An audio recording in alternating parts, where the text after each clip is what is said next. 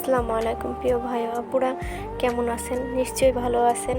আলহামদুলিল্লাহ, আরও ভালো আছি।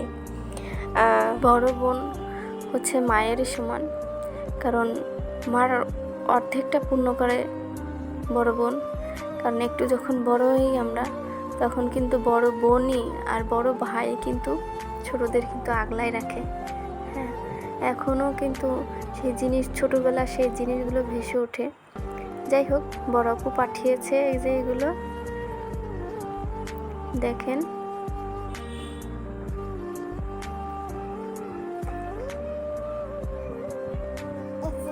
একদম টাটকা জিনিসগুলো সব পাঠিয়ে দিয়েছে।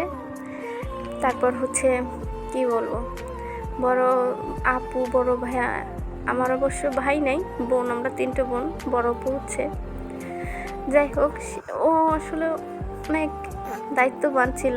ছোটো থাকতে অনেক স্নেহ করতো, এখনও করে। একটা বিপদ কথা শুনলে আসলে থেমে থাকতে পারে না। কী করে যে সাহায্য করবে এটাই আসলে বলতে পারি না।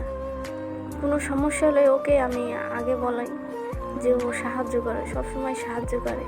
তাই যাদের বড় বোন আছে তারাই বুঝবে যে আসলে বড় বোন থাকাটা যে কতটা ভাগ্যের ব্যাপার, অনেক বড় ভাগ্যের ব্যাপার।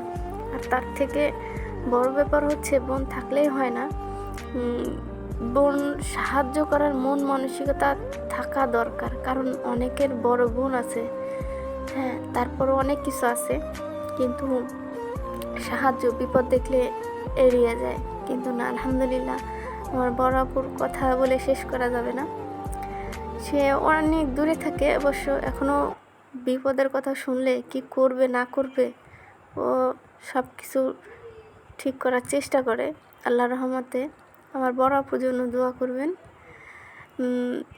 তাই আর কি, কারণ ছোটোবেলার কথা অনেক স্মৃতি মনে পড়ে যায় যে বড় বোন আসলে কাছে থাকে না, খুবই কষ্ট হয় বড় বোন।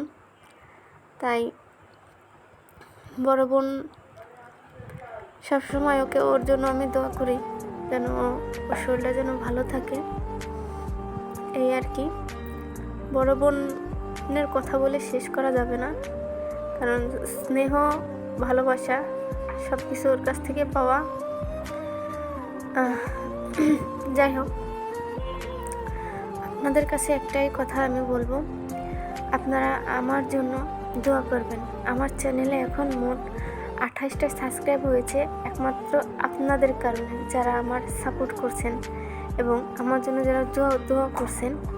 তাই আপনারা আমাকে একটা লাইক, সাবস্ক্রাইব করে পাশে থাকবেন আমার ভিডিওটা ভালো লাগলে। ধন্যবাদ।